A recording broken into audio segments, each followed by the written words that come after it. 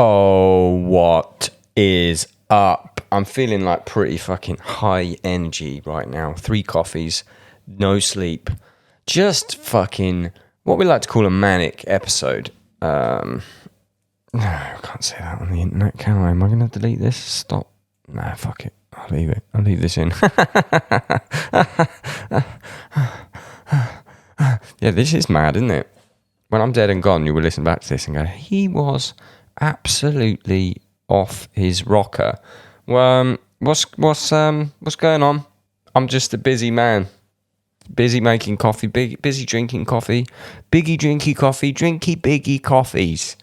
This podcast is brought to you by, I don't have anything, no adverts, no nothing. I'm doing so many podcast intros at the moment, I don't actually have anything to talk about because I just fucking talked about it the last time. Oh my God, you mean to tell me that there's a way I could have got this episode early, Craig? That's right. There's an episode of, there's a place that you can get these episodes really, really, really quickly and easily and before everyone else. It's patreon.com/the Downbeat.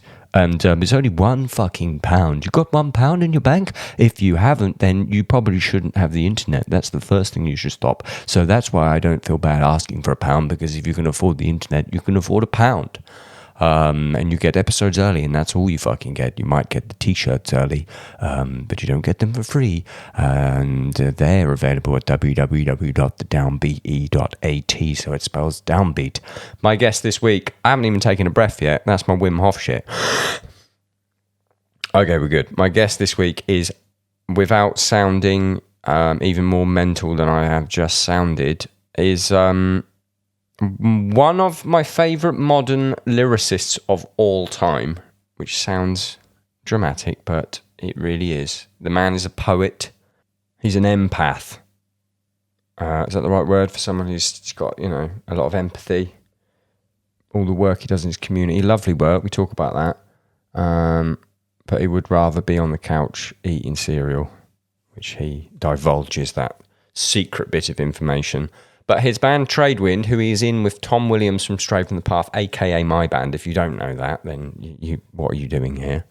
Oh, I like Stick to Your Guns. I don't care about the rest. Fuck you. You're here for everyone. We're a big boys club, but like a good one, not with any like horrible shit like the other boys clubs. Sort of like a... I don't even know. I was going to make a billionaire boys club joke, but without any of us being rich. Anyway, their new album, The Day We Got What We Deserved, is out on May 21st, which I believe is tomorrow, if you're listening to this on the release day. It's really fucking good. It's got like Radiohead, DJ Shadow vibe. It's very not Stick to Your Guns, not Stray from the Path. All 3 of their albums, there's 3 albums in an EP, have like a slightly different vibe. This one's got more of like a synthy vibe in there. There's some weird modular synth shit going on. Really fucking good. You should check it out. We had a lovely chat about everything, politics, fun. We laughed a lot. Fun, and there was just fun to be had. It was really good. It's Jesse Barnett on the Downbeat podcast.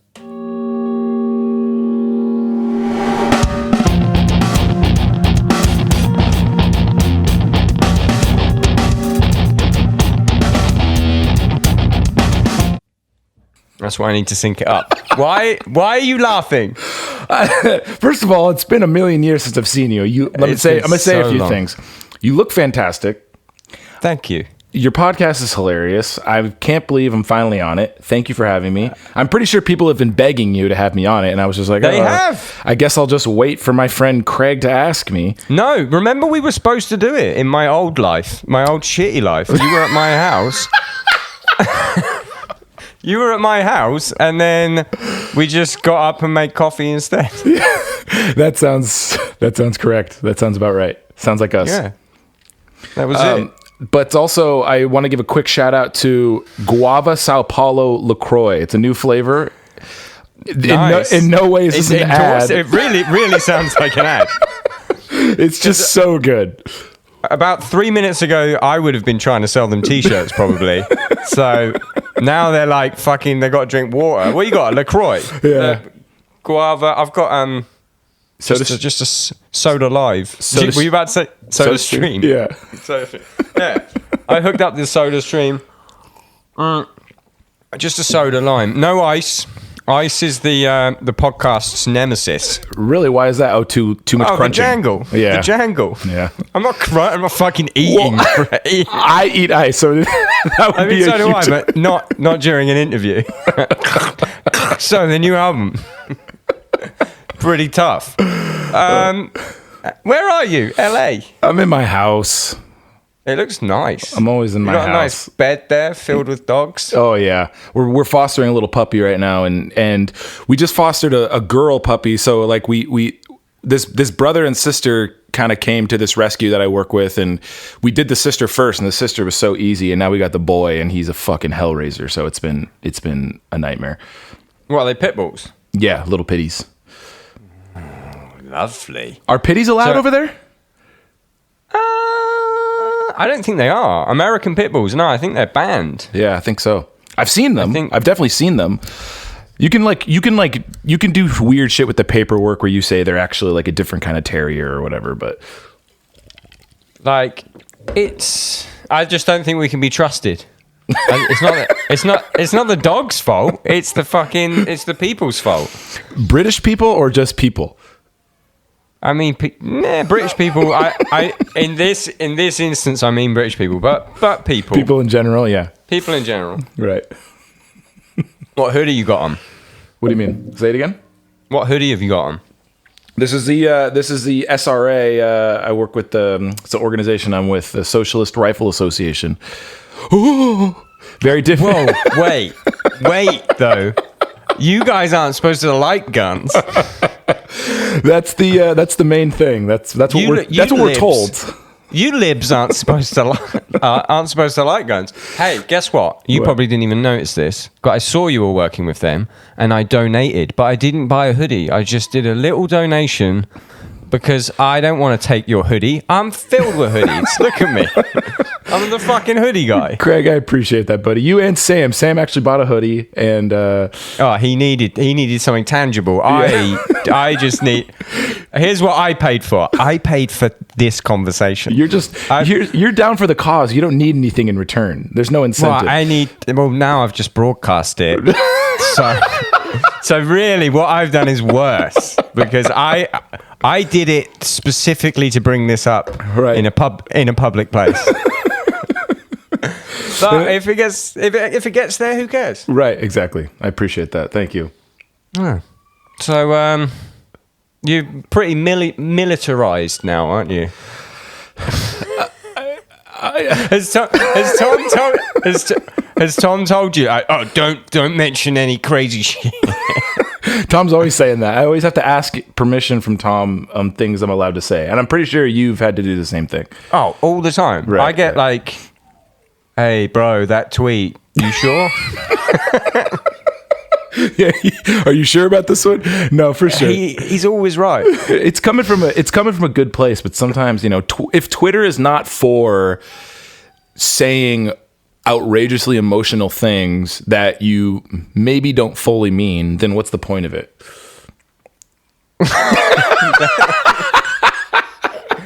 I mean, yeah, absolutely. It's for talking shit. It's the permanent nature of it, though. It's like the one that always used to got me and still gets me, and is just like a knife from heaven, is that Tom Sell's last tweet, his last reply to someone, is him replying to me, where I'm pretty sure I've added a delivery company who a delivery hasn't turned up, and my reply is something insane like I'm gonna kill your whole fucking family. It's like something fucking crazy. And Tom Sell, like a week before he died, was just like tweeted me back like, "Craig, steady on." That was it. But people go now to the fucking shrine of Tom Sell on the internet, and they see the last thing. Yeah. There's like a poignant thing as well, but then the main last reply is me threatening a small delivery company. You know what, Craig? I wouldn't have you any other way. And I'll give a Tom. I have a Tom Searle story that I don't even know if I'm allowed to be saying, but like, can't you do it? Can't you edit this? So no. I have no emails in whole inbox, which is filled with shit constantly. The only email I have favorited is an email from Tom that he sent me in, oh my God, so long ago. And where he says, hey, it was after we had played some shows together, did a tour together. And he says, hey, Jesse, it's Tom. I hope you're doing well. I wrote this breakdown, but I realized it's a little too stig. So if you guys want it, you can have it. And I was just like, oh, awesome. And so we listened to it. We're like, this thing is awesome. And we never used it. And we finally used it on the new record. And so we have a little bit of Tom on the new record. And that's amazing. I know. And I still every once in a while go back to the email just to look at it. And it's just, it's such a trip. It's such a fucking trip. But so Tom is continuing to write for bands and making them better. Like fucking 6 years later. That's so fucking sick. Yeah, are you going to put it in the credits? Oh, of course. Yeah. We're going to do the whole ASCAP thing. He's going to be a writer. I mean, I don't know where, I don't know. I probably got to talk with Dan about that, but we'll figure That's out. That's amazing though. That's so fucking cool. Yeah, and the breakdown is hard as all fuck, so it's awesome. I wonder how much shit is still like Dan must still have riffs. Oh my God. Like must be like years worth. Just pop a sprinkle of Tom in there. Absolutely, and especially with a band like Architects, who they try so fucking hard. Sometimes I look at Stick to Your Guns, I'm like, damn, we do not try as hard as Architects does. Like they care so much about their band. So I mean, you get an Architects record that has 10, 11, 12 songs. Those are the ones that made it. So there's got to be hundreds of songs. The last one, I think they had 24 songs. Imagine going into the studio. Here you go, 24. Let's just polish these up. Stray goes in with 6 and then goes hands out to Will. Like, so Will.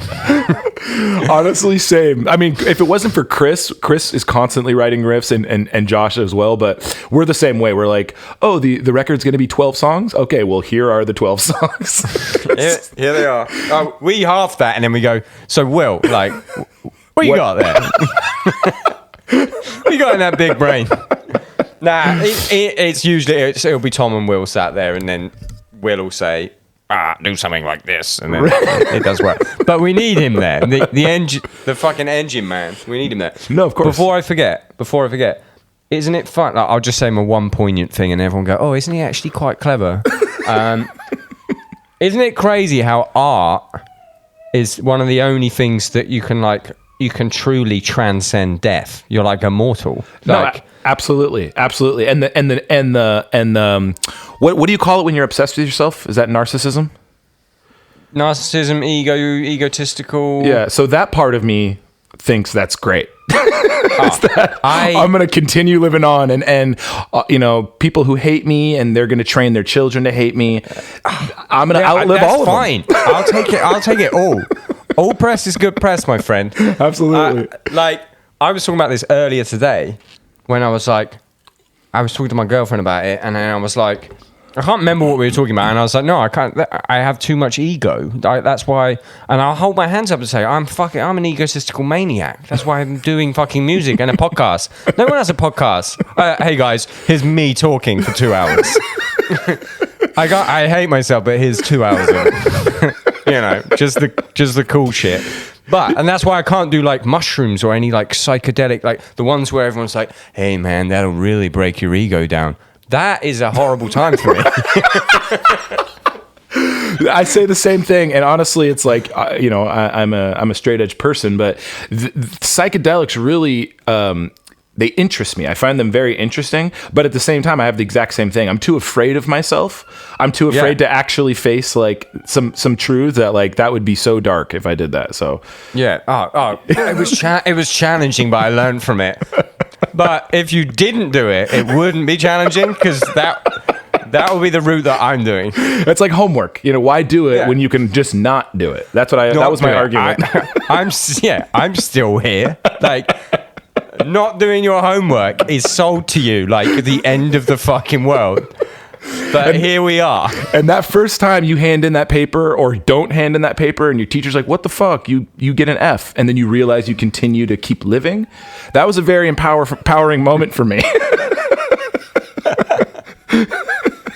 Wait, that's it. The letter changes on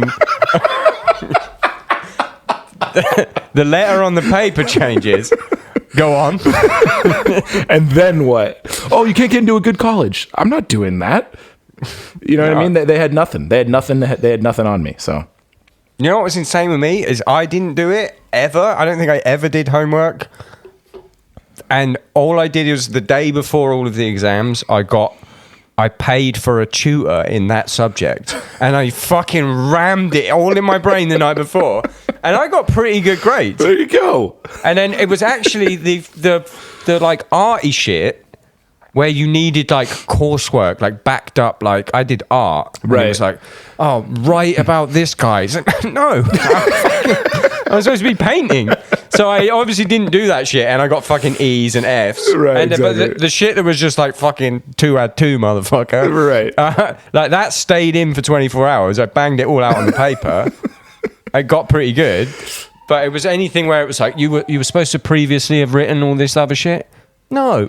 Look, I kind of say this as a joke, but I'm also kind of being serious. The things that stuck were the important things. So whatever I took from grade school and all that shit, the things that I actually sunk into my brain, that's important. All the other shit I didn't remember, I wasn't supposed to. That's how I look at it.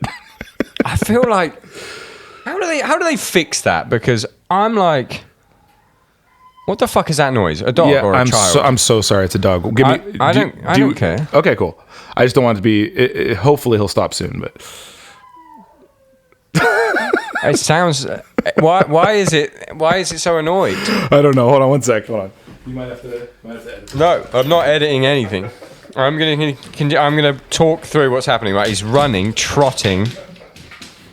I don't know. Is he? Why are your headphones still connected? Because they're on my little dongle. Come on. Then what? Where is the recording stuff going into? Oh, it's right here. It's in my laptop. So I called back on my phone because I found a dongle instead of doing it on the laptop. Oh my god! I thought you just like carried a laptop with you. I'm really span out. That was like a kaleidoscope because I swear you walked in one direction and you got to your destination. It was the same room. Like a fucking spook, like some sort of spooky haunted house. Anyway, what were we talking about? No, but school. I reckon when we'll talk about a fucking album later. I don't care. Yeah. Same. I do care. I reckon if I'd have went to, I don't know. All of that shit's too early. Like, if you could tell me now, you could learn about anything you want, I would do it, and I would fucking do the practice and whatever they call it, reading. Right.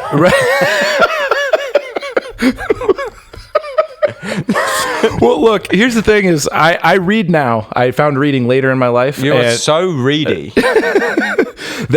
And reading is interesting when you're reading about things you want to learn. And obviously, like, when you're young, you're too stupid to be like, oh, what do I like?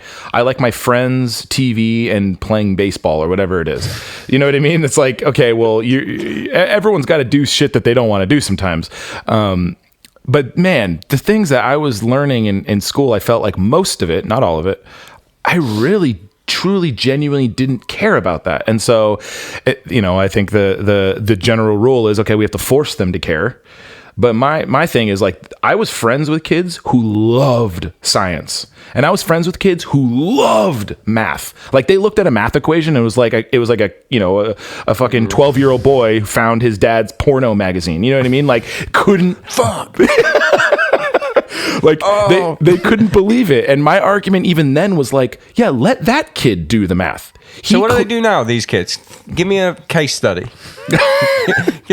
What do they do now? They try to learn on the computer, and from what I've heard from people like Chris who have children, it's not great. So, but there's like, no, I mean, give me a case study of like one of the people you were friends with that was good at math. Oh, what do they do? I have no idea. Jerking off over fucking probably algebra. Fucking dead in a ditch somewhere. Who knows, really? Oh, Jesus Christ! I'm sorry. I mean, okay. I don't. But now, the kids still fucking hate school now, and now there's like a million lessons. Like, I never had, like, you can take philosophy at normal high school now. Right. That would have probably interested me. Instead of being like, here you go, read fucking Of Mice and Men. Right, exactly. And no. Well, what's crazy is there's so much information now on fucking TikTok and Instagram and Twitter that I feel like I look at Gen Z, I'm like, these motherfuckers... TikTok was your number one. And I don't even have one.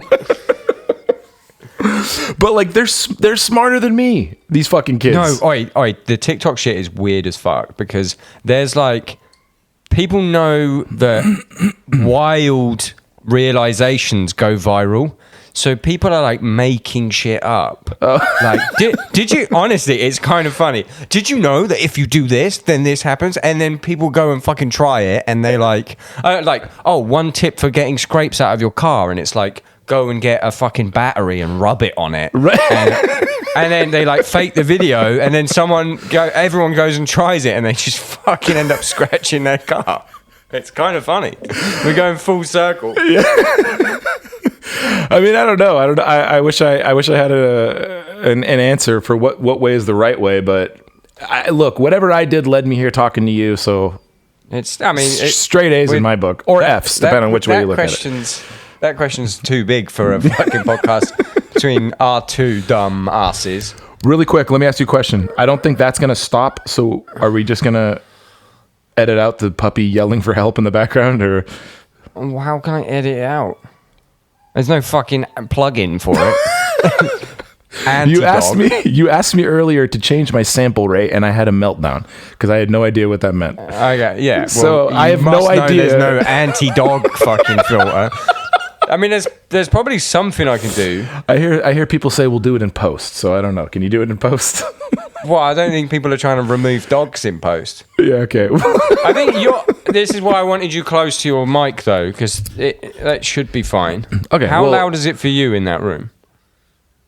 The dog? Yeah. Not loud. I just hear it in the background, so it'll maybe just add a thing to the background. By this point, Easter egg. Yeah, by this point, Easter egg. Oh, hunt for the dog. Did you hear what the dog said at fucking 5 minutes 52 in? If you do that backwards, it's the Communist Manifesto. That's what you were doing the whole time. Exactly. So you and George Schmitz now are fully weaponized, or I don't think George is weaponized as far as he's not weaponized in the sense of actual weaponry, but he's weaponized in the sense of he's the smartest person I've ever met, and he uses the things that he reads to educate himself and the people around him to better help build a society that's not so disgustingly sick. So he's like off grid at the moment, and all I picture is Unabomber. Like, what the fuck is George up to in the Denver Unabomber? I just saw him recently, and he looks very normal. I gotta say, I was expecting like bags under the eyes and like, hey man, you don't know what I know, man. But he's gone the other way. He's incredibly healthy. It looks like, so that was good to see. Good. Yeah. It was.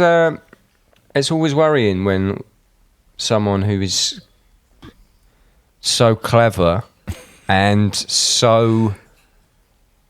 How do you say, like, just smart, but no, so well rooted in his beliefs, right, just suddenly goes quiet. Right. Well, I think. Okay. I don't know if I'm supposed to be saying this, but of course I'll say it. Is I think like the Twitter, like people like you and I. People talk shit to us, and we look at that as an opportunity. Yeah. I actively seek it out. Oh, great, exactly. And I love responding to people like that. Just like people want to come at me and be like, fuck you motherfucker. And I'll just be like, okay, fuck you, asshole motherfucker. Like, I'll go all day long with people. I truly don't care. It doesn't bother me. Some people it really affects, and I think George is one of those people where he not so much like it ruins his day, but he's more so just like, you know what? I believe what I believe, and I don't need to put it all over the internet, so I'm just gonna like do the reading and then sometimes tweet, but then like, he'll put something up and then either it's protected and no one can see it, or it's like he'll delete it or whatever. But there's some people don't want that kind of shit in their life, but then there's people like you and I who are just like, yeah, let's go. I'll go all day long shit talking people. Yeah, I feel like after Goodnight Alt-Right, when I was like, wait, no one killed me. Right, Let's exactly. go. Exactly. Let's fucking go, everyone. Come on. And that's the biggest thing to understand is like, people will literally threaten me with violence, and I just go like, your car or mine? Like, you know what I mean? Like, you want to do this? I'll pick you up, or you swing by my house. You know what I mean? Like, let's be honest. You're not going to do shit. I'm way too lazy to do anything.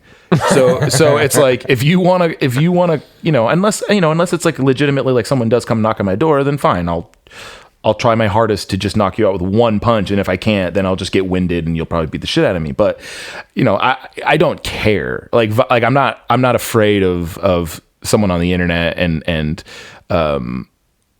should something happen where internet shit talk turns into real life situation, then I don't know, we'll cross that bridge when we cross it. But so it seems odd that people are so willing to take a stance against a stranger, usually about defending a different stranger. Do you know what I mean? Like, so totally. If someone's coming into your DMs, like, you got any shit about fucking supporting Palestine? Right. Oh my God. That's been popping off at the moment. A lot, especially, Stick to Your Guns is pretty much like, we do very well in Germany. We have a large German following, and Germany, because of their history, is even German anti-fascists are, for the most part, very, very pro-Israel. Because of their, them committing one of the worst crimes in history of humans. And so, that I give a critique of Israel. I give a critique of the history. I give a critique, this. And again, people think, people will come to me and say like, oh, this is just trending right now. That's why you give a fuck. It's like, I have the receipts. I have a fucking high school paper that I did on this. Yeah. You know what I mean? Like I've been talking about this since he literally. Got an F, but he has the paper. But like, this is legitimately something I've been talking about since 2005. Like this isn't like a new thing for me, and that's fine. But it's a lot of Germans will come at me and talk their shit, and it's just like, I don't care, but like, there's nothing. A lot of people think they can take the stance of like, oh, I'm never listening to you again. Good. You know what I mean? Like, I genuinely shouldn't have been listening in the first place. Exactly. And so, it's funny when people think, because, we've all been so brainwashed to think that like the customer is always right. So it's like, oh, well, I bought your record and I go to your shows, and therefore, you shouldn't be saying these things. It's just like, that's the thing. People, to side on that a little bit, like, people don't realize that the downbeat and everything to do with it is just me. Right. So like, I sometimes get like a returns request or a complaint. Not often, everyone. Please continue to buy. But the person will be a fucking, because I think they're speaking to customer service. They will be just so rude. Like, you're speaking directly to Jeff Bezos, who's fucking just kick your parcel into a fucking river, and then to me, they're nice as pie. And then I'll play them off on both things just for fun. Like we said, we got all day. I'll play them both. And I'll be like, oh man, that kind of sucks. Like, what are customer support saying? And then they'll say stuff like, they never even got back to me. And it's like, well, here's the news. They have, and it's me. And we're still having that conversation. It's just fucking, I don't care, but you nailed it. Like, people are fucking brainwashed. I feel like I used to be until maybe the last 5 years. I woke up and was just like, wait, there is people at the other end of whatever situation if I have to complain about something or whatever. Right. My funniest customer service thing that I had one time, because I do the record label with Tom, but we, Savannah and I are the people who send out all the records. So sometimes she'll get them, and sometimes I'll get the customer service emails. And one time I just straight up said to someone who was being, people want to be frustrated. That's okay. I get it. Shit's frustrating. But when you're outright like rude and shitty is when I go like, okay, now it's like gloves off. And I just straight up said to someone, hey, I'm keeping your money and I'm not sending you your record. Like, I'm robbing you now. like go ahead, report me to the Better Business Bureau, call the cops. I'm just straight up not sending you this and I'm keeping your money. And then they were like, what the fuck? And then obviously Savannah's like, no, we're sending them their fucking record. So, but yeah, that's how I do. You need, dude. I have her check all of my emails. Can I send this email? Absolutely not. What do I need to do? Well, you need to change everything. I get what your message is, but the whole thing needs to change. Yeah. It's fucked, but you know, I can be an emotional creature, as I'm sure you can as well, and so it's just like, yeah, whatever. I'm the fucking worst. I'm the worst person that you could put like streaming as well. Like if I'm having a bad day and someone on Twitch says, "Ha ha," like you dropped a stick, I'll ban them.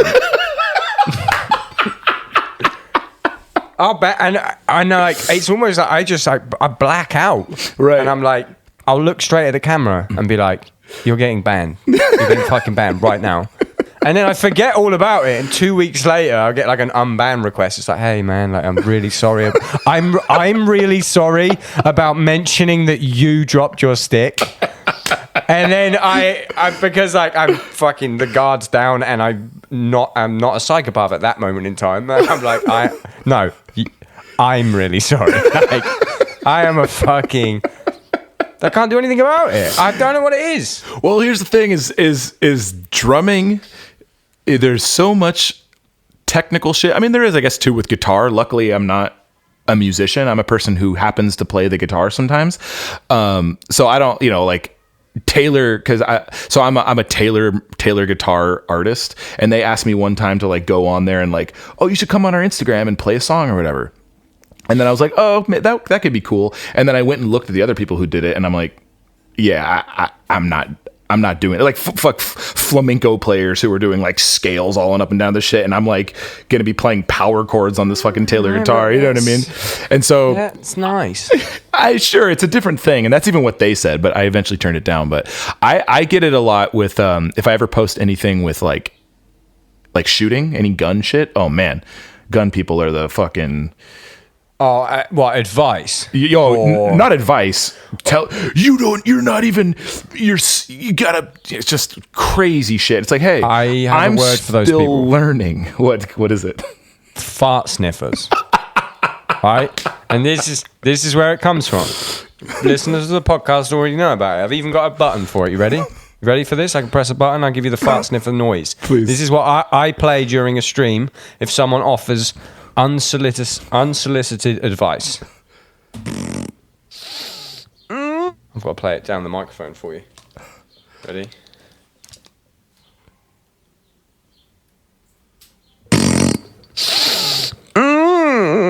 I can do it again. I can do it again for you. I'll do it again. Ready? So it's someone farting and then sniffing it and then going, right. Oh, that smells so good. Right, yeah. Because what they're doing is my concept behind it is that they're just barking up the wrong tree. Like I care so little that you could be critiquing my farts right now. And you're the type of person that has an opinion for everything. You probably sit around when you don't have anything to do, fart and assess the fucking timbre and fucking tone. like you're having a fucking drip coffee. You're like a fucking, that's an earthy tone. Yeah, exactly. Anyway, yeah, fart sniffers in the gun world. I can imagine it's exactly the same as everything else. There's fart sniffers everywhere. I mean, even with love it. You're on board already. It's like, people have always given shit. I mean, fuck. Stick to Your Guns wrote a song called, quote unquote, Colorblind when we were 15 years old about how, like, hey, we shouldn't be racist. And people were like, you fucking race trading fucking bastard. Racism's a myth. And people are telling me that when I'm 15, 16 years old. So it's like we literally get shit saying anything. You know what I mean? I could say something and they could be like, that's wrong. And I'd be like, okay. And then I'll say exactly what they're saying. And then they'll be like, no, that's still wrong. And it's just like, no matter what you do, you're going to make people upset. And it's like, people give me the shit where they're like, oh, all you do is talk. You don't actually do anything. And I'll be like, actually, I'm pretty involved in the community. And I just opened up a community space that helps people who in need. And I have a mutual aid project in Venice Beach where I'm feeding people and sheltering people and clothing people. And, and they're like, oh, well, you're only doing that for your own selfish. It's just like, fucking Jesus. You're never gonna, they say you're all talk. And then you go like, actually, I talk and I walk. Right. And then they're like, whoa, it's for your own ego. It's just like, all right. When they either say it's for ego or it's so you can post about it or it's because it's trending, right. It's a projection of them. The part of their brain goes, I'm not doing anything. Right. And then they fucking project that by going, oh, you're just doing that for that. Right. In fact, by me not doing anything, I'm actually doing more than them. And here's what I want to say.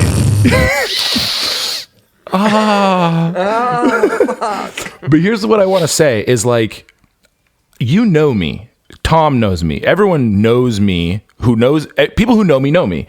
I don't want to be doing any of it. So let me go ahead and say that. Let me go out and get there. I'm not one of these like, I wasn't born to be a humanitarian and fly all over the world and fucking help people. That's not, it's very fulfilling work and you get to meet people who have these amazing stories and you get to learn a lot about humanity and society and things like that. And that in itself is fulfilling. But I don't want to be doing it. I want, on my weekends, to be sitting on my fucking ass, binge watching Netflix, drinking my fucking LaCroix with a fucking dozen donuts in front of me, not doing shit. And so that's what a lot of people, I think, have a misconception that I'm this like wannabe do-gooder.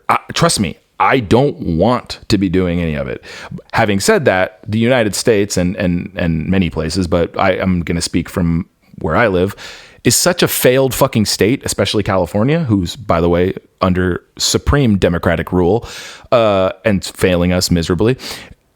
It's so fucked up that it's just like, okay, well, the fucking room isn't going to get clean if I just sit here and do nothing. So someone's got to do it. And luckily, there's a bunch of people who are out every weekend and every week trying to fucking pick up the slack for this clearly failed state, this failed project known as the United States.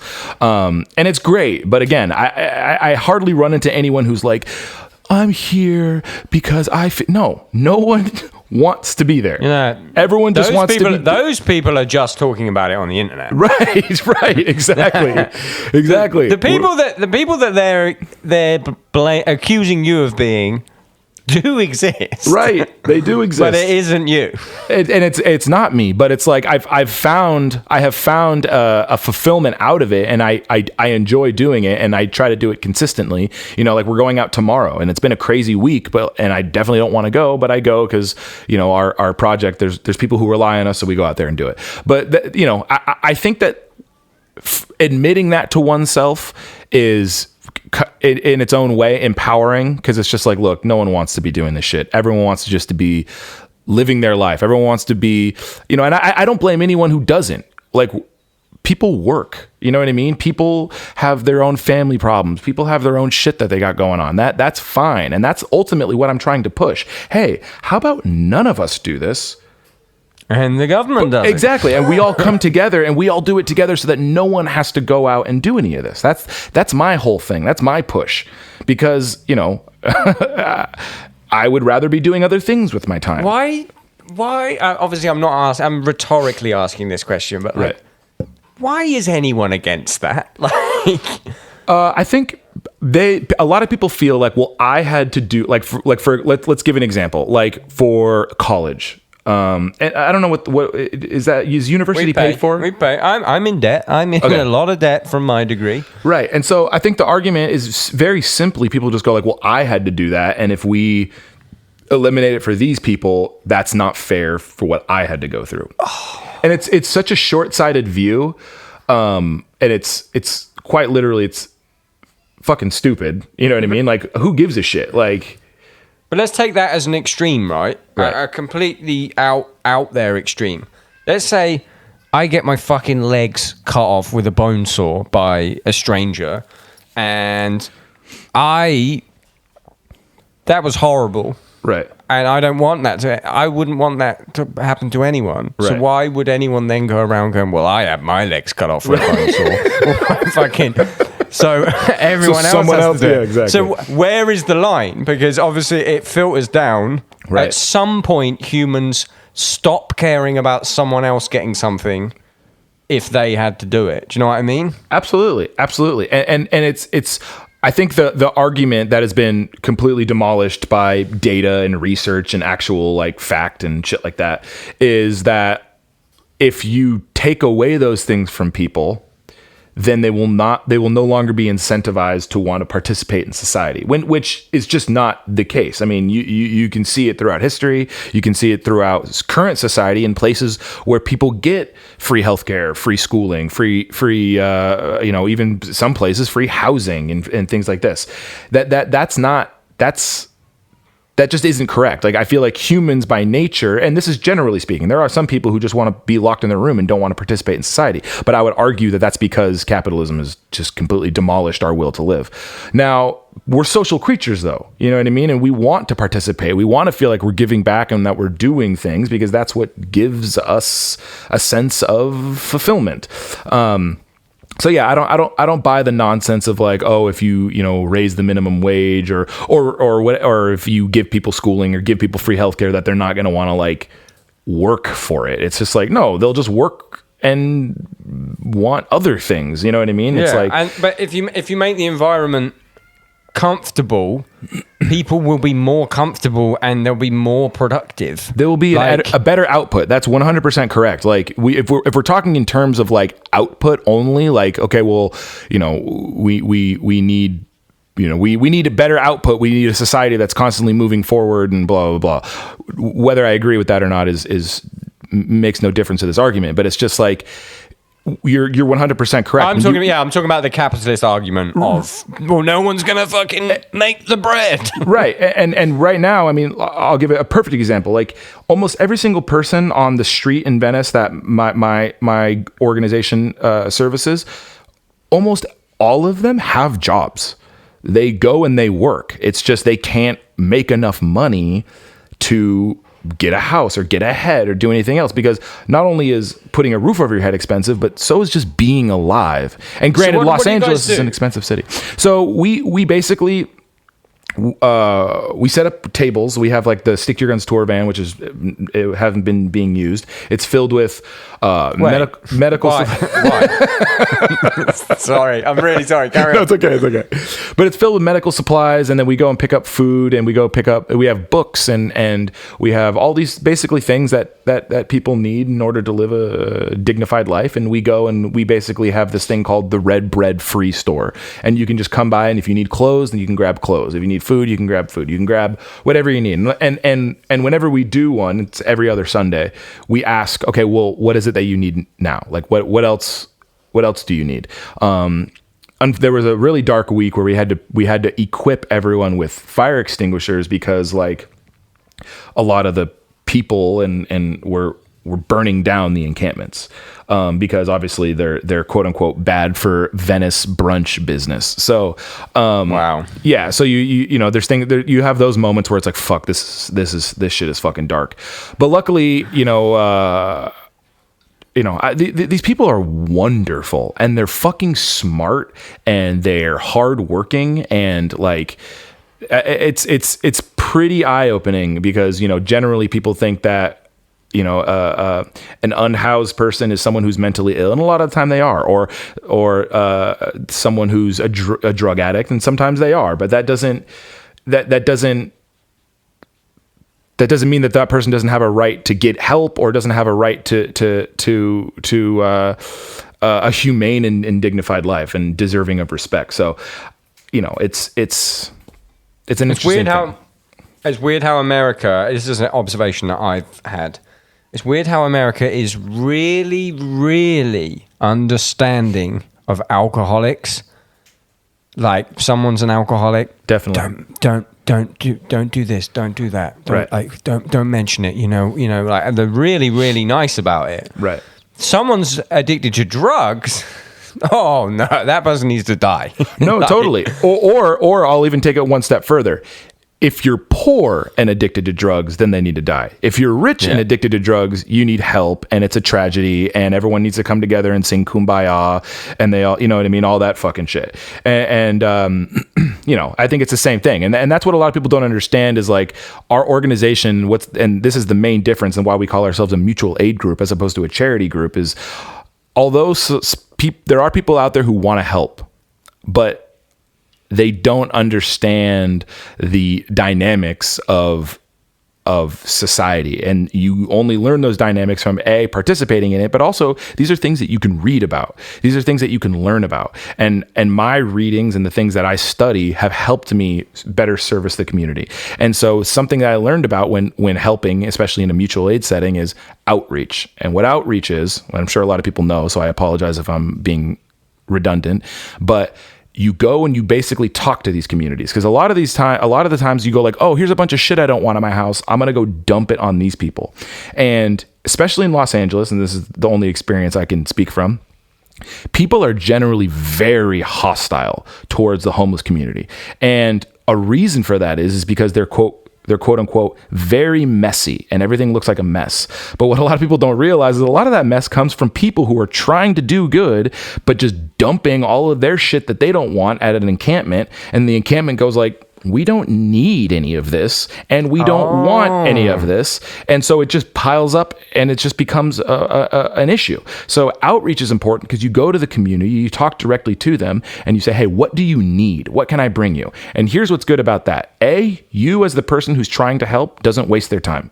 You don't go getting a bunch of shit that's not needed and making more trash and a harder time for people. B, it's like we said, it's mutual respect. There's this saying called bread and roses in communism and socialism. Bread is the things that we need in order to survive, and roses are the things that make life worth living, that are the beautiful things like shit-talking trolls on the internet and things like this. Rosie. Oh my God. Just rosy. Huge bouquet. Exactly. Huge bouquet. But, you know, and that's what's important. So asking someone what they want instead of just being like, oh, beggars can't be choosers, so just take this. Because that mentality of beggars can't be choosers only upholds the capitalist classist mindset of I'm up here, you're down here, so just take my bullshit. So that's important.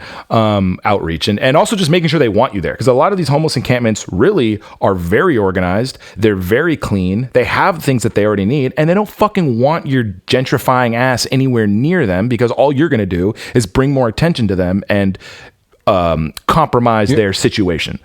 Do you ever get that? Do you ever get anyone like definitely we need to fuck off? Yeah. We will approach, not anymore, because a lot of our houseless people vouch for us, especially our organization all over LA, because we've provided a lot of these encampments with cell phones, so we're legitimately still in contact with them when we're not even there. Hey, what do you need? Hey, does someone need medical help? Hey, do you need help getting, because the unhoused community here, we're eligible for the stimulus checks, but a lot of them didn't have like the proper ID or couldn't get a ride to a fucking place to get it. So we helped facilitate things like that.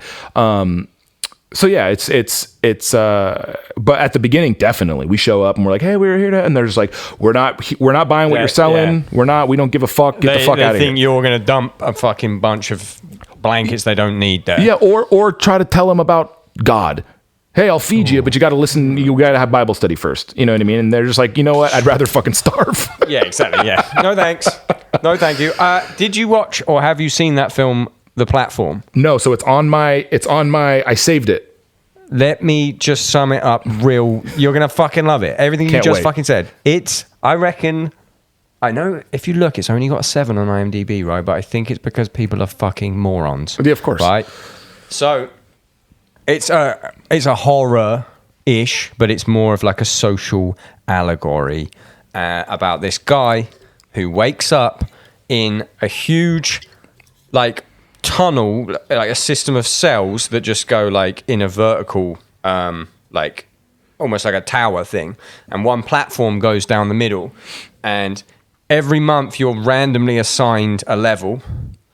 And what happens is at level 1, there's a banquet full of food. They get a set amount of time to eat, and then it goes down to the next level. And how the people at the top treat the food depends on how much food or what condition it's in when people are at the bottom. Whoa. So it's literally a social allegory for I love that. What That's we should awesome. do better. I finished it. I was like, this is maybe the best film I've ever seen in my fucking life. So it's a movie. It's not a show. It's a movie. It's a German language. Make sure you turn the fucking dubbing off. Watch it with subtitles. The dubbing is crazy.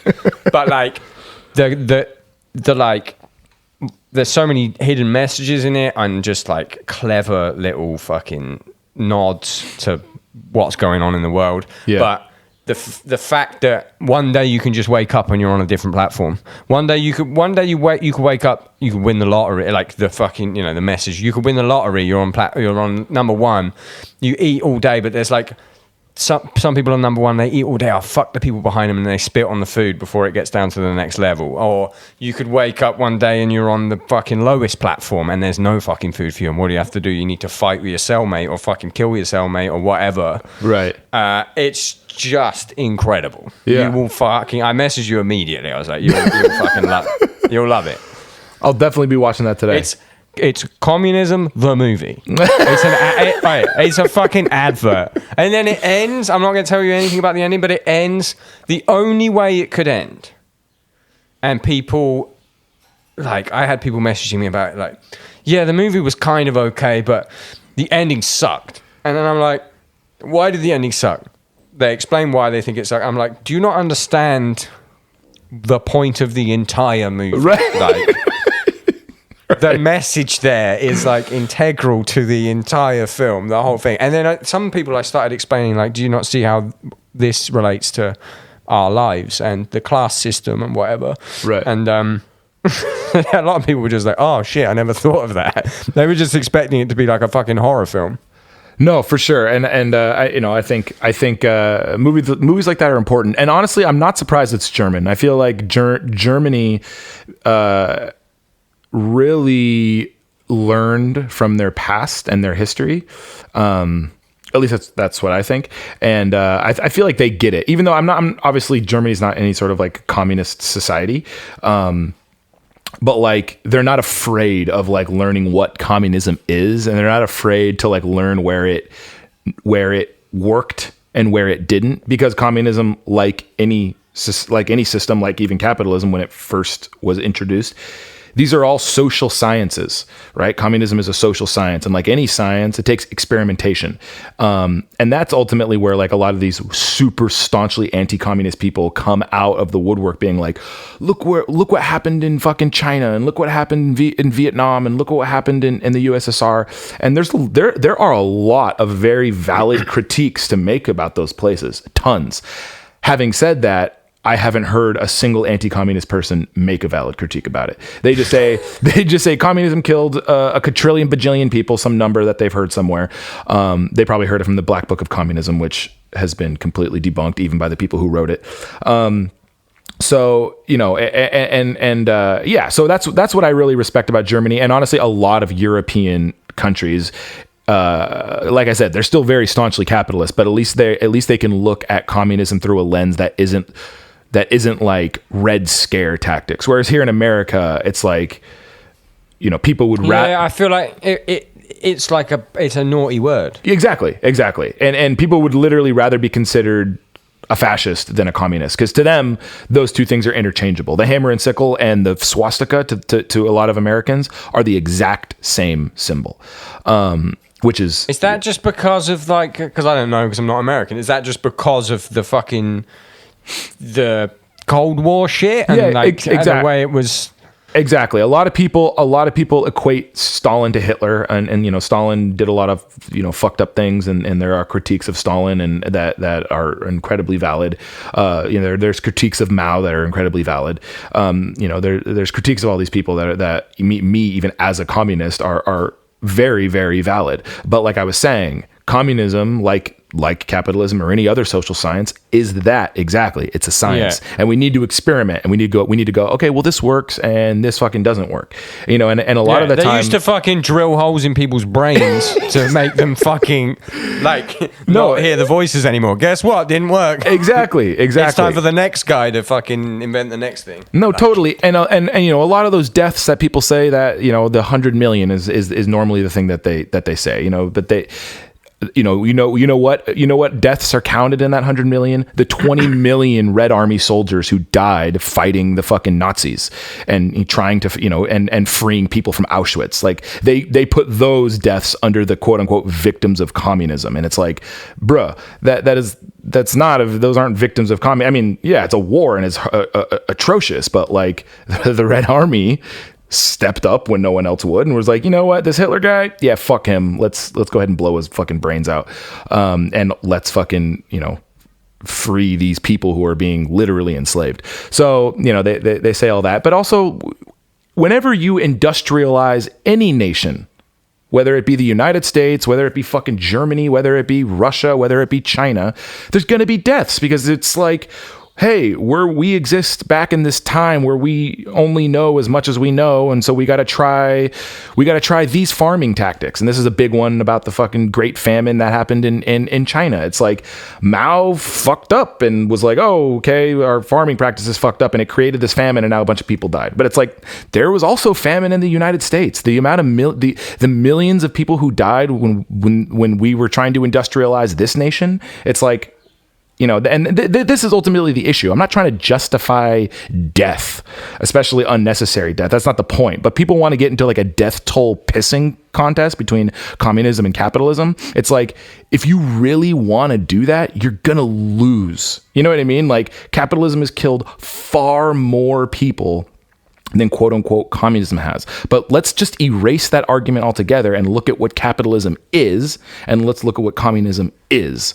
And let's just decide, do we want a system in which it serves this one class and we all have to work our fucking asses off for them and the benefit of them alone? Or do we want a system in which the workers own and have the rights to the things that they create, and that the workplace is democratic, and that we can decide what's best for society and not necessarily have everything be incentivized by profit motive? And, we can actually look at what's best for the people who are living in a certain place. But these are all arguments that I have all the time. And so, it's.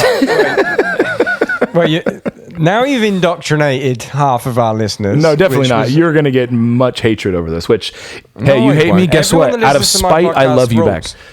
Listen, everyone that listens to my podcast rules. Okay. Okay, good. They don't get far enough to be annoyed. They listen to one episode and they go, wait, the guy dresses up like a woman sometimes. I'm out. So those people are gone. By this point, everyone's fucking. You just conscripted, my friend. All right, hey, there you go. Yeah, we got to talk about your fucking music, haven't we? Yeah. Oh yeah. That's what we're here for. Tom sat like the villain in Inspector Gadget in a chair. Yeah, exactly. Get to the fucking record. Get to the record, right? As well as Stick to Your Guns, you got another band, a lovely band that I love, called Tradewind. Appreciate that, pal. And it's sad music, but I love sad music. I mean, it's not sad, but it's what? Explain it. Explain the whole thing. Do my job. It could definitely. Hey, worker boy, do my fucking job. I mean, it could definitely be sad. I think a lot of it is sad, but that's the best. That's, to me, the great thing about Tradewind is with Stick to Your Guns. I'm quite literally using a completely different part of my brain than I am with Tradewind. And I think that's probably why you also love doing the Downbeat, because it's not like, you know what I mean? It's a different thing. You get to use your creative outlet in a different way. And I think that's what's been, if there has been any part of Tradewind that has been successful, it's been the fact that me, Tom, Randy, and Andrew can express ourselves from a different part of our brains, as opposed to just kind of doing the normal thing that we do. And with a band like Tradewind, the ceiling is much higher. Like, if we want to have a guy fucking playing a kazoo with his ass, we can we can do that. And there's certain things I can't even bring up to Stick to Your Guns, that with Tradewind anything goes. But yeah, when we were going into this, I remember telling Tom, like, I'm just not doing another Tradewind record because we're all four of us, when we're together, we can be very passive aggressive fucking assholes. And so it's like, you know, doing a record together can be like horrible. Just so wait, fucking before horrible. this one or after this one? So after the scoop? after the scoop, after you split up. after the last record, I was like, you know what? I think I'm done for a very, very, very long time. And then Mac and Randy started working on songs together, and they were kind of like, oh, these could be Tradewind songs. And then they sent them over to Tom and I, and then we were like, fine, we'll do another record. I think Tom was always down. And it was me who was just like, I don't want to do this. But once we started doing it, I was like, fuck, this is great. Because why didn't you want to do it? Can you, without throwing anyone under the bus? No, it's not throwing anyone under the bus at all. I just had no interest after the last one. The last one was just when doing a side project, like, you know what's great about the Downbeat, and maybe you can attest to this, is like you said, it's just you. You don't have to collaborate with anyone except for your listener. I never want to do anything with anyone else ever again. Exactly. So, you know, the fact that if I'm doing a side project, it would be different if Tradewind was like bringing in all this money. You know what I mean? There's certain things you could just be like, oh, that's fine. But like, what's required versus what I quote get in return. And granted, I get the satisfaction of writing a cool song with my friends, you know, and that's great. But like when it stops being fun, then I start really questioning, oh, I don't need to be doing this. Like with Stick to Your Guns, like that's my job. So you have to push through those moments of like, this really sucks right now, but you just got to have that struggle session and you just got to get through it. With Tradewind, it's almost like the homework. Like, oh, wait, I could literally just walk away right now and I will continue living. You know what I mean? All right. This is a thing that I realized when I started like recording bands for a small, insane period of my life. Like I was doing it and I was hating it. And while I was doing it, I was not teaching drums, which was my job, and I would make more money from it. And then one day I just went, wait, I don't have to do this. And I just stopped. I stopped immediately. And then now it's like, and it used to be, it's that kind of like, I guess maybe it's a musician thing where when you were coming up, you had to take every opportunity. You had to do everything. So it's like muscle memory. It's like, hey man, do you want to play? Like now I'll get it. Like, hey man, do you want to play on my technical death metal song? And I'm about to reply, fuck yeah. And then I go, wait a minute. No. Yeah. I think I don't want to fucking do that. Especially a band like Stray from the Path and Stick to Your Guns. Like we're very side by side in the things that we have to do in order to make a career for ourselves. So it's like, oh, go to Europe for 8 weeks? Yeah, you know what I mean? Like, sure. Just because we've become accustomed to absolutely fucking grinding it out. And I'm sure, because you were also in Brutality Will Prevail as well, and I'm sure that probably wasn't a fucking walk in the park either. So it's like, we've become so accustomed to having to say yes, but now we're actually in a position where we can actually be like, you know what? No. And it feels think after COVID, do you think after this, Stick to Your Guns is going to be more, there's going to be more no's? I think there will be more no's, but not in a way that's like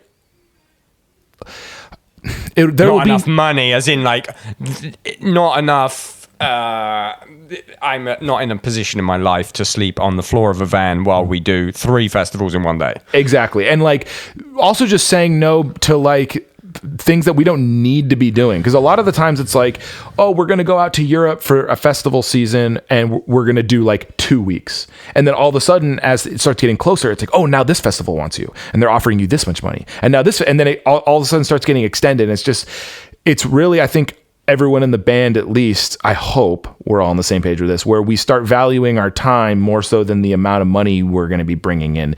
And because although that money can be better, it's like we're not talking a difference of $25,000. We're talking a difference of bringing home an extra $2,500, you know, and staying in Europe for another week and a half or 2 weeks when like it's just like when like Chris has a fucking kid and exactly. It's the kid's the good one. I'm hedging my bets on that kid that Tom's got there. Like, hey, Like, there's not going to be any more like, hey guys, we leave in January, we're back in April. Right. Nah, man, you are going to miss years of your life that you aren't getting back if we do that. Not only that, I think we can both say now from experience that doing all those three back-to-back US tours in a row that we all too often get suckered into, it might bring in more money technically, but it's not doing anything better for the business. You know what I mean? No. Because now I feel like you need to start implementing a scarcity of how much you're playing, because then it makes people go like, okay, fuck, this is the one time I can see Stick to Your Guns in Chicago,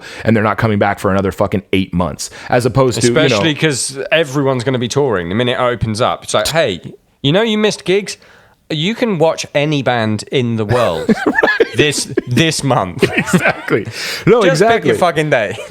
Exactly. And which I honestly don't know how it's going to look. Like, I know shows are definitely coming back soon, but it's like, I don't know people who just have enough passive income to be able to go to, 10 shows. 14 shows in a month. Like, you know what I mean? Like, who the fuck has that? So it's like, there's going to be massive competition. And so I think just like the scarcity of things is definitely going to help our business. It'll probably definitely help Stray's business as well, just because, that's important. And I love saying things. I love saying things like help our business, because people always try to be, people love to throw that in my face. I thought you were a communist, as if making money is anti-communist. But yet you participate in society. Curious. I love that meme. I think about it all the fucking time. It's absolutely amazing.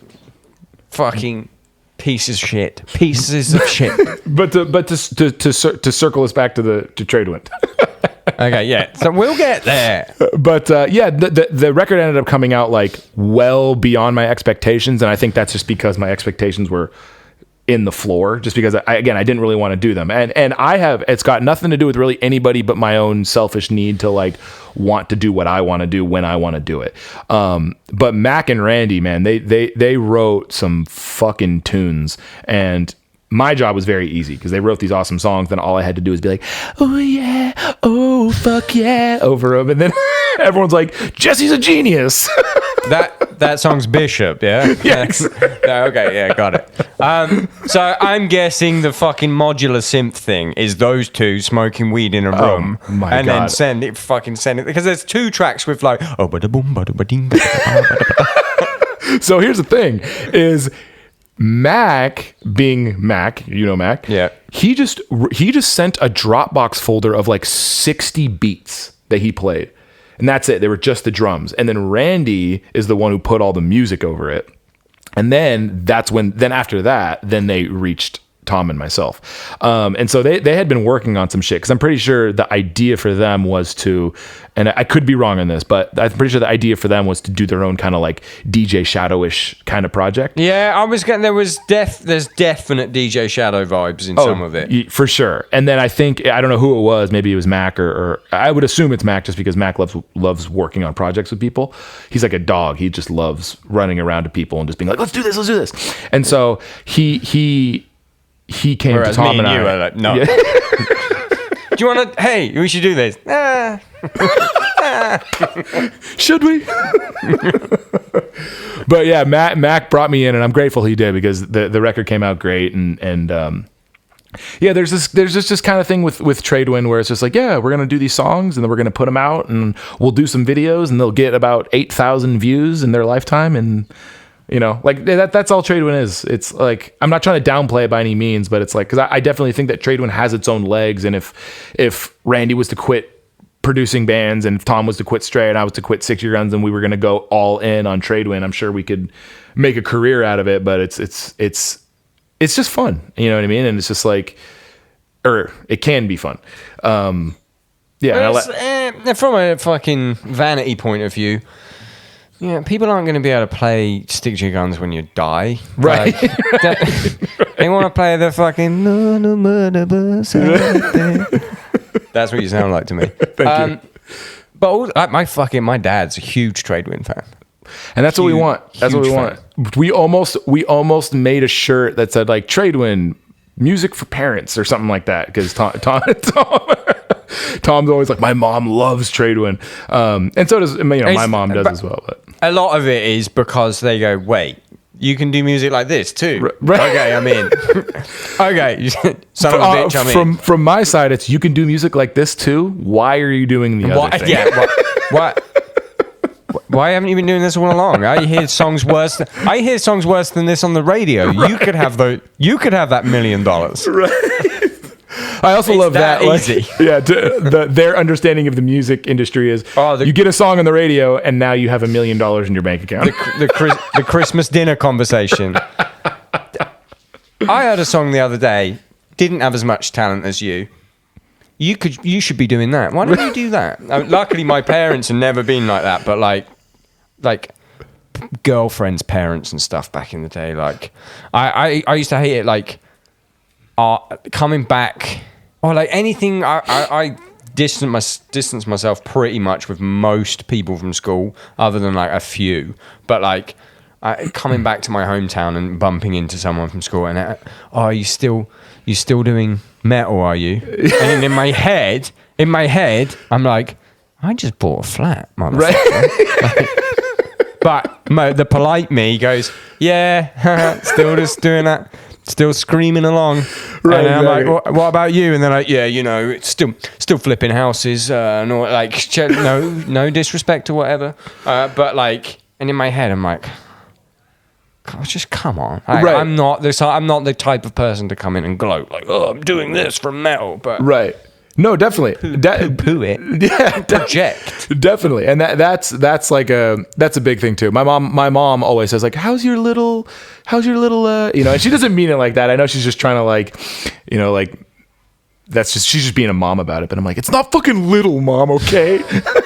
Look at this. Holding up the Germany shows. Look at these shows, oh, Mom. That's neat. That's really neat. I'm like, yeah, it's fucking neat. We sold 3,000 tickets.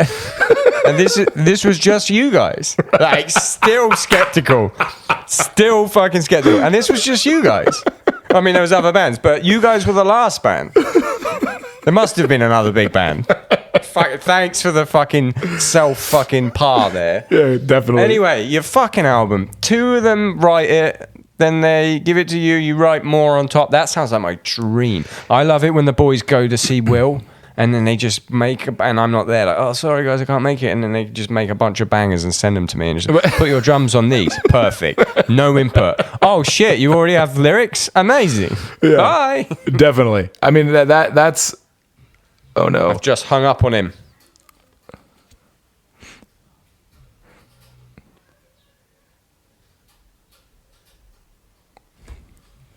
It was me. Are you still recording? I am, yes. Okay, good. Do we have to do another clap thing or no? No, if you're still recording, we're good. Okay, cool. But yeah, that's at least how this one went, I think, and that's maybe why it wasn't as stressful as the others. Because when you put those 4 people in a room together, who all 4 of us have personalities that are so clashing, because 3 of us are insanely sensitive, me, Mac, and Randy, and then Tom doesn't care about. I won't say he doesn't care about people's feelings. He just doesn't like respond well to like. He doesn't know how to combat an emotional argument. You know what I mean? He more so needs a logical or rational argument as opposed to an emotional one. And so yeah, when the 3 of us are in a room writing songs together, that's a whole different. That can be a tough dynamic. In general, just the writing. I feel like maybe I'm with Tom on this. I feel like maybe me and Tom get on well writing in a room together because we're. Yeah, okay, that's the dynamic. So I get on really well when writing with Tom. Definitely. Because we have the same zero emotion. I'm just thinking in my head of like when we're writing lyrics and someone suggests something bad, me and Tom are like robots. Like, no, that's fucking... that's fucking... not only is that terrible, but I'm laughing in my head about it. Well, which is not the way to be. But for me, even though I can be emotional, I appreciate that kind of criticism just because like I don't want, where I start getting frustrated is when people think that if they don't like an idea and they tell me it's bad, they think I'm going to react poorly to it. Where it's just like, don't waste my time. Is this good or not? If it's not good, just say so and I'll move on. But if you're like, yeah, good try, but what if it's like, I don't want to, let's not do this like weird beat around the bush thing. Just be like, I didn't like that, But, you know, a thing that at least with Stick to Your Guns and not so much with Tradewind, and I'm really appreciative to the guys in Tradewind because they basically just go like, do your thing and we're not even going to comment. And that's easy for me. But with Stick to Your Guns, that, you know, it starts getting to the point, especially after LP 6 or 7, whatever's about to come out, where they go like, oh, we want a part that's like Nobody, which if you're not familiar with Stick to Your Guns, Nobody is a song of ours that is successful. So they go like, I want you to sing how you sing like how you sang on Nobody.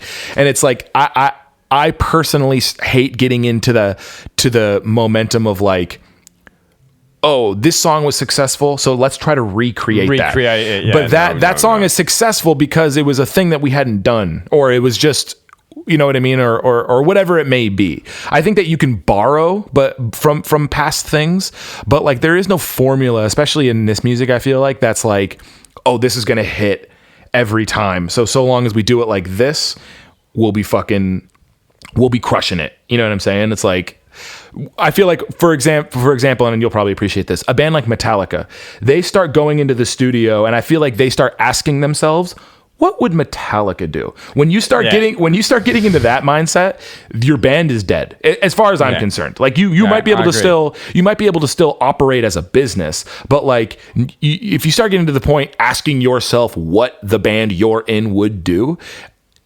you're kind of fucked, and you need to take a look at your situation and like, you know what I mean?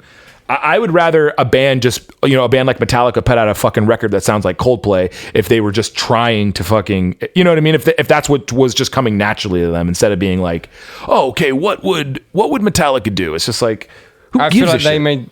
They made the mistake of actually doing that with the Black Album and like as in their Coldplay version of whatever Black Album, and then it actually smashing, and then them going, oh fuck, we gotta do that again. And then they try it 3 more times, doesn't work. In that space of time, they've got sober, forgotten how to rock, and now then they retry and rock.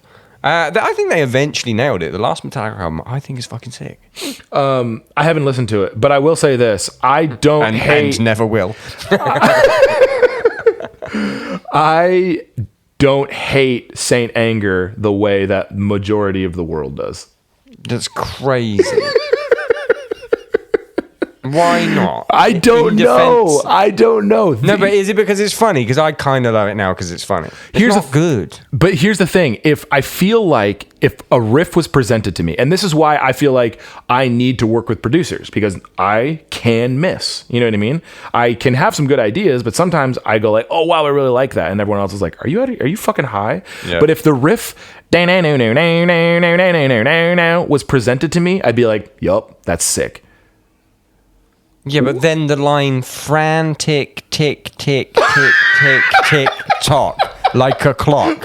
That's like, okay, I could give you the most delicious vegan hot dog. I'm presenting it to you. It's like, it tastes just like a fucking Wurst. Right. Yeah, it's a lovely, whatever you want on top. What do you know? Like, if you want onions, you want a bit of ketchup, and I give it to you, and that's and then I just dump over the top of it just before I give it to you with shit that spells out frantic tick tick tick tick tick tock. Are you still fucking eating it? No, definitely not. Or are you telling everyone that I gave you a fucking shit fucking hot dog? Lyrically, I've never been attached to Metallica lyrically. Like, obviously, like, I think that there's been some amazing lyrics, and I think that there's been like some awesome fucking shit, but like, I'm rocking to Metallica because of the riffs. You know what I mean? Like, to me, they're a riff band, and so that's really why I'm listening to Metallica in the first place. But also, your lifestyle determines your death style is fucking hilarious. I mean, here's a little twist here, because I'm the world's like biggest, but because it's so bad, Saint Anger fan. But when you said it there, part of me was like, is it sick? Like, I've got Stockholm syndrome. I've got fucking Saint Anger. Actually, I mean, I think that Metallica has worked their way into being able to deserve people staunchly defending what they do, no matter what it is. Just because they've put out so many insanely sick records and so many insanely sick songs, and they're just such a sick fucking band that it's just like, I feel comfortable wearing a Metallica shirt from any decade or era and walking out in public just because it's Metallica. You I'm sure you disagree, but no, because even the bad era ones, like some of those shirts are sick. Yeah. Like some of the load reload shirts with just 4 of their faces on it, sick. By now they got a nice vintage wash on them. Definitely. Stick to your guns. Stick to your guns. All has really wild Metallica takes, and none of them are the same. So if you talk to George about Metallica, he's gonna have some crazy Metallica takes. George fucking can't stand him. Right. Chris, I've watched fucking Some Kind of Monster and the Black Album documentary and live shit binge and purge with Chris at least 3 times. Right. And I think we've toured together 3 times. Oh God. How are we going to talk about your record? Like, I don't know how to do it. I don't know what I'm supposed to do. I've been here for fucking an hour and a half. We haven't done anything. Here's why it's tough, because you had just as much involvement with the record as I did. Okay, so let's do what we can. But this is the thing about the podcast as well. I don't do it as press. I turn down all of the press things because I hate other people's music. I love your band. I don't like trying to sell someone else's music. I don't need to do it. I'm doing this because it's fun. When I get told, do you want to do a Downbeat with Jesse? I'm like, fuck yeah, I'm going to speak to Jesse for 2 hours. That's it. So here's what I'll say about the record is, like, I think that people should just check it out just based... It's hard when doing something... Like, I feel like Downbeat and Stray from the Path are such a great symmetrical relationship because you get a lot of people who love your drumming and Stray from the Path coming to check your shit out, but then you also get other people who maybe either aren't familiar with Stray from the Path or maybe don't like Stray from the Path still coming to check your shit out because you're just a well-knowledged and hilarious person in the drumming world. But with Tradewind, it sounds like different people altogether. And so I think that just on that alone, I feel like I'm interested to hear what people think. And for the drummers who maybe have gotten this far into the podcast, you should definitely check the record out because the drumming... They're all gone. I've been trying for so long to fucking get rid of them. Like... But they all walked on still you. Here. Yeah. I've made a mistake. There's fucking drumsticks in the logo. Right. But that was my problem. And everyone's like, oh, how's your little drum podcast? Shut the fuck up. Right. 10 episodes in a row with no drummers. Musically, the fucking record rocks. I'm a fan of it. Like, I could have it with no words and be like, this is a cool DJ Shadow type of record. DJ Shadow, Radiohead, yep. meets, there's the synths give it a kind of Dark Side of the Moon vibe in places, a little Pink Floyd-y. Definitely. It definitely doesn't sound like it's from this era. Yeah, totally. And that's, I think, what we're trying to go for is like old Beck or like that band Blonde Redhead or shit like that. You know, like I think that's what's cool. I felt like I had an opportunity to like flex a muscle that I hadn't really ever flexed before, because this Tradewind record isn't really like the old Tradewind records. There's, you don't none of them are right. I love that all 3 are like their own. It could be a different fucking band name. No, totally, and that's what I like about it too. I think people are missing like the heaviness, like from our first EP, which I kind of am too. And we talk. I don't give a shit. I don't. Right? Don't do that. But yeah, I think it's a super like cool record. It's maybe not as abstract as like I would want it to be, or maybe even as abstract as like someone like Randy probably was trying to create. Just because if I'm gonna sing on some shit, I'm like, I like choruses. Like, I want to go back and sing this chorus again. You know what I mean? Whereas Randy, I feel like to someone like Randy, he's not interested. He's not. I'm sure he likes choruses, but I don't think he's. Randy likes fucking Bell Witch. Randy wants to stitch all the songs together into one song with a synth running throughout. He's on some next level shit that I don't. He's a fucking genius. Yeah, exactly. So a lot of the times, I think he has to. I can understand his frustration because he probably feels like, oh, I got to meet these guys at their level. You know what I mean? And you know, we're at the fart sniffing level, and Randy's at the fucking he's god tier. Excuse me, guys. I've completed music. What you're doing is wrong. Here. What you're doing is completely fucking wrong. Here's a thing. Oh no, am I going to forget it? Have I forgotten what I was going to say? Does this happen? This is just me hypothesizing.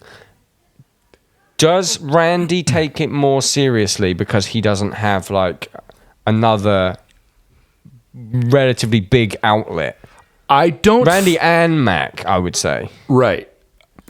Now, I don't think they necessarily take it more seriously. Like, I don't think they're delusional in any sense. I think that they probably wish it could be more serious, as does probably every member of Tradewind. So I think that there is a little bit of like, oh man, is there more fire in them? Right, is what I'm getting at. That's what I mean. Right. I feel like there may be like, I know Mac loves Tradewind. And whether that's because he's a fan of the music, I'm sure he is, or he just likes writing with us, or whether he wishes he was in a band. Like, I don't necessarily know that Mac wishes he could tour as extensively as, you know, like Mac has like a really cool home life that he built that I think he enjoys thoroughly. And he would be in a fucking band. Right. If he wanted to do that. 'Cause exactly. He's fucking sick. He's so good at drumming that it's like, exactly. If that's something he actually wanted, then he would. And I know he had done, he spent before the pandemic touring with a bunch of like really massive pop artists. And he crushes that kind of music. He's really great at metal. Like, he's great at Tradewind. Like, he's just a very good and dynamic drummer. But yeah, I think that they definitely probably wish it was like, I wish we could do this. I wish Tradewind can be what Stick to Your Guns or what Stray is, you know? And again, I don't even disagree with that. I think that would be fucking sick. It's just unfortunately not really in the realm of possibility, at least right now. Yeah, you just don't want to do it. No, honestly, just fucking listen to the album. This is what I always say to people who want to do the Downbeat as press or whatever. Like, I've got a lot of monthly listeners now. 40,000, sometimes 50, depending on the guests. Fucking go. Which is sick. But I'm not selling the music. I'm selling the fucking person. I know that you're sick as fuck. I know you're sick as fuck. Some people that listen to my podcast might not. So, well, here's what I'll say as well. I feel like British people, or even, I'll say this, people who live under the rule of the Queen, Canada, the UK, Australia, I feel like they generally understand Tradewind and appreciate Tradewind way more than their American counterparts. Why that is, I don't know. I think it's because a lot of the music we listen to, is like, I love Brit music. I fucking love it. You know what I mean? So I feel like that influences a lot of how I approach Tradewind, and so maybe that's why, people from England maybe understand it. That's the thing. I feel like I don't have to sell Tradewind, whereas like I feel like maybe the average German Stick to Your Guns fan, I feel like they maybe have to be sold like, wait, why are you doing this? Whereas like with the people in the UK generally have breakdown. Yeah, exactly. They have a broader, maybe a little bit more of a broader like taste or palette for music instead of just like kind of honing in on one style of music. I think in a way though, it's actually quite cute. Is that a fucking bird now? I know. I'm so sorry. I live in a zoo. Fucking Dr. Doolittle. I think it's kind of cute actually though that Germans will. I'm only saying Germans. We've talked a lot about Germans, but it's because Stick to Your Guns is the. Well, you can't leave the microphone. I need you to answer what I'm about to say. Yeah, okay. Shut up. I'm only using Germans because Stick to Your Guns is absolutely massive in Germany. But I think it's funny how like Euro fans in particular are like trying to understand Tradewind, even if they don't like it. It just proves that it's kind of cute. It just proves their allegiance to you. Right. Okay, Jesse's new band. I like it. Right. I'm supposed to like it. This is fun. My God and Savior, Jesse.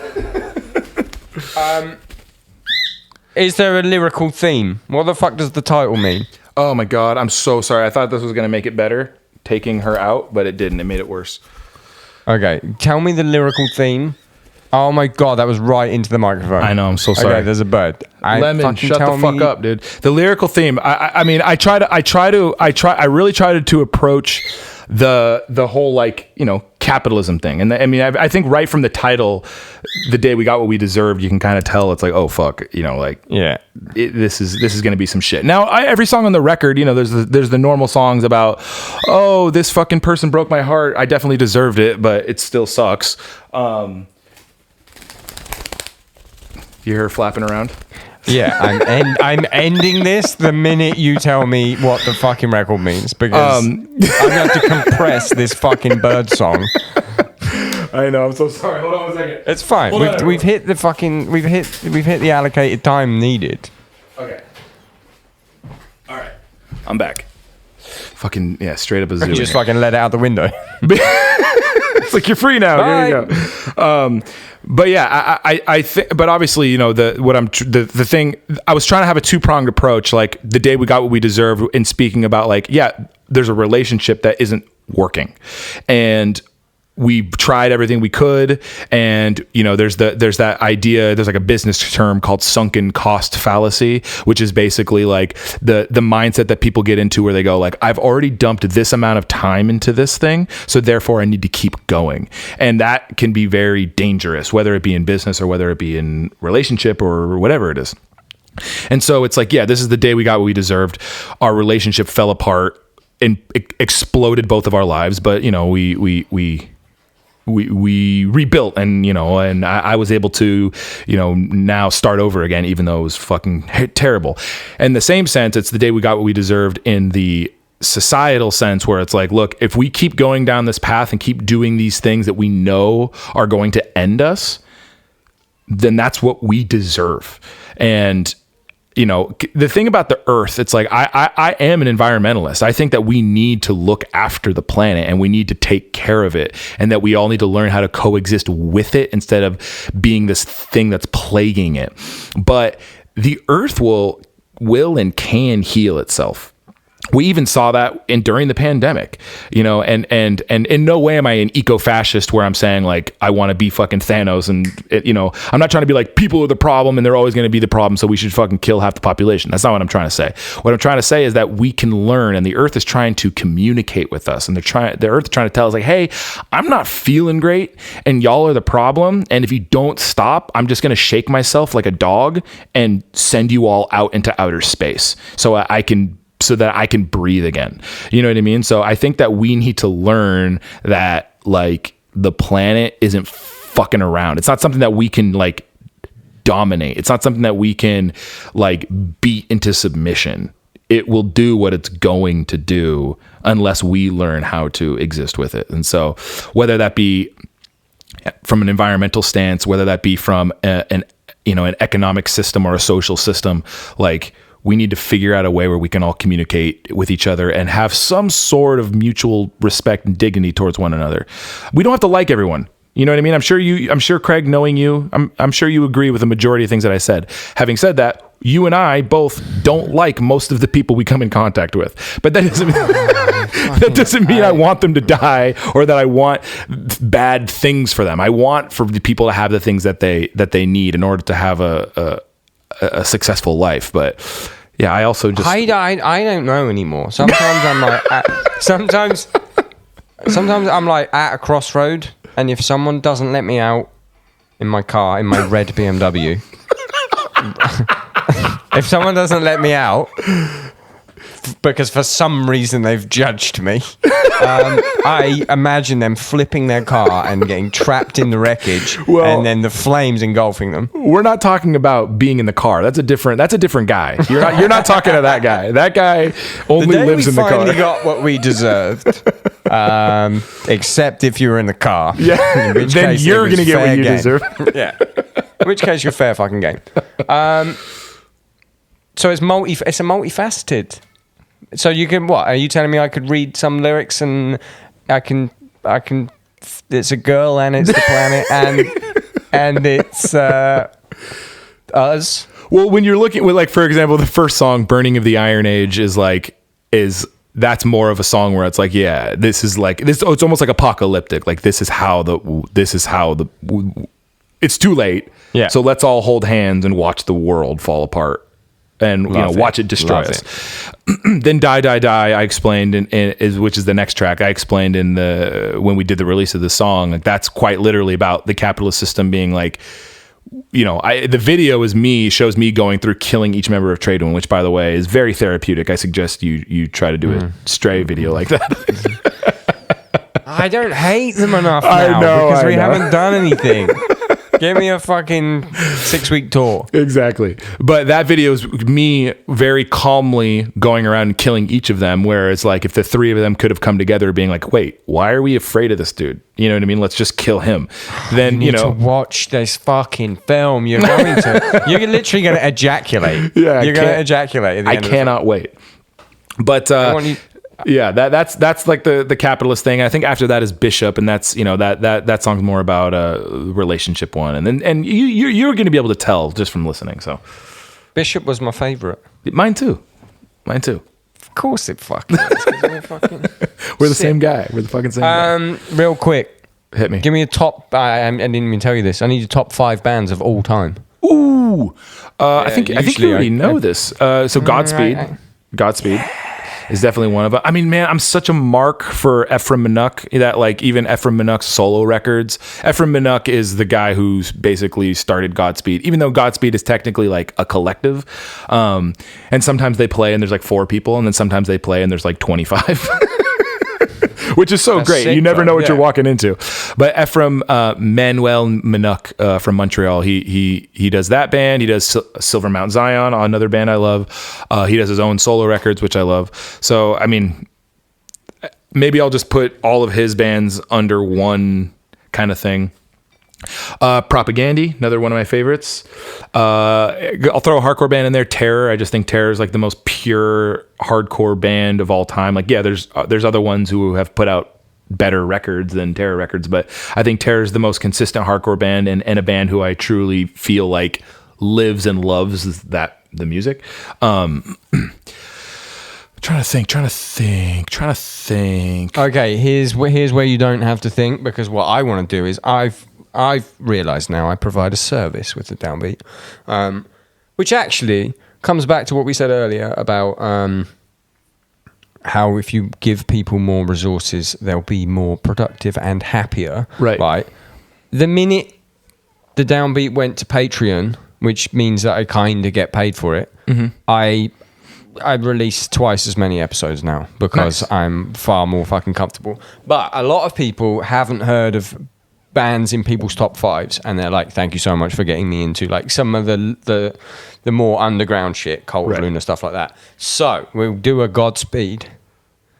We'll do like, where should people start? The vibe is very fucking apocalyptic. Oh, definitely, yeah. Soundscapey, droney. What's the technical?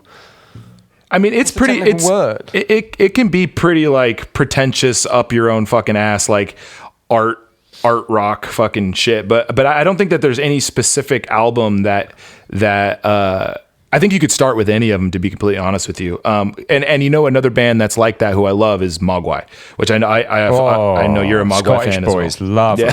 Yeah, exactly. Love them. They just got a #1 record. The last record went to #1 in the UK. Really? How sick is that? Amazing. A Mogwai record, #1. Fucking incredible. But yeah, that's another band I love. But I think like a lot of people start with Lift Your Skinny Fists. The Godspeed record, that's a good one. One of my personal favorites is it's like F sharp. Yeah, F sharp. That's my favorite. F sharp, Infinity, A sharp, Infinity. Yeah, that's my favorite one. That fucking album in the van when I'm just having some like just thoughts. Well, that will not pull you out of that mindset. If anything, it's going to send you deeper. Drags me fucking in. But if anyone's seen the movie 28 Days Later, the main fucking bit of music from that is the last track or second to last track on F Sharp Infinity. Something fucking, it's like the name of a road. I can't remember. I don't do names. I put the fucking record on and I listen to it. East Hastings. East Hastings. That's why I thought it was a road, because it's a place. Right. And then Silver Mount Zion. I can't listen to. I mean, they've left us, but now.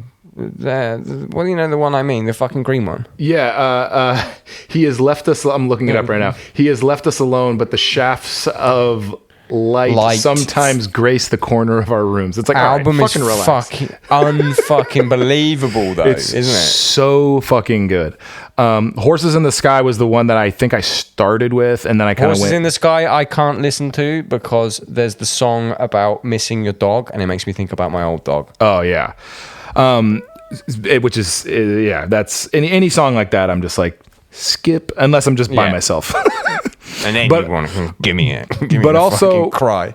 The record that they put out that I felt like really rivaled Godspeed was that record "Fuck Off, Get Free, We Pour Light on Everything," and that one is like fucking unbelievable. And I think it touches on a lot of things, like almost like that was a massive.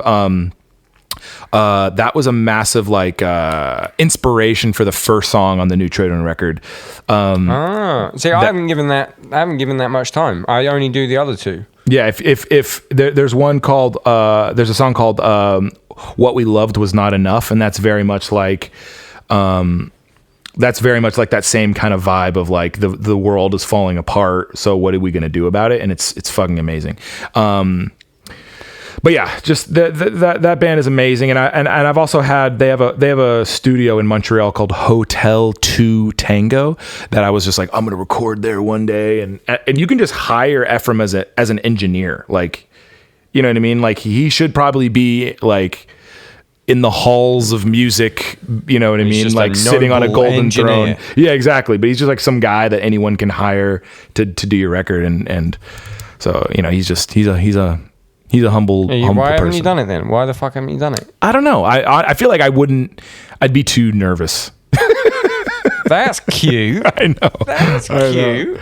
I truly love this man, so yeah. That's fucking sick. I'm good. That was good. Yeah, same. You got anything? When does your fucking album come out? May 21st, so next week. The Tradewind record. Wait, what day is that? Friday, I think. Okay, so this comes out the day before. So yeah. It comes out tomorrow, guys. And it's really great. You put it on your fucking stream, dog. Do the fucking thing. Let's fucking do it. My last thing I'll say read Wretched of the Earth. The Wretched of the Earth by Frantz Fanon. That's for people who are interested in any sort of political things that I maybe have said today. Start there. Incredibly important book. Yeah. Fucking, yeah. Yeah, I'm going to have to check that out before I leave that bit in. No, I'm joking. It's like some fucking book on how to build a bomb and take it... how to build a bomb and take it into your local bank by Jesse Barnett. Anyway, on that fucking note, I love you to death. I miss you. Craig, I miss the fuck out of you, pal. I want to see you. Remember that time? One of my fondest memories was when me, you, and Tom. You know what I'm going to say? We bought whole boxes of cereal. Captain Crunch. Cut the boxes so they became big fucking bowls. Poured it all in, and we just sat. I think we watched fucking Superbad or something. And that's what I want to be doing. That's what I want to be doing. So let's fix society so that I don't got to be out on my weekends feeding people. I want to be making giant bowls of Captain Crunch with my friends. Help me. Oh fuck, I love you so much. Just email me your file wave form and I'll figure the rest out. Will do, pal. Nice one, mate. Love you. Bye.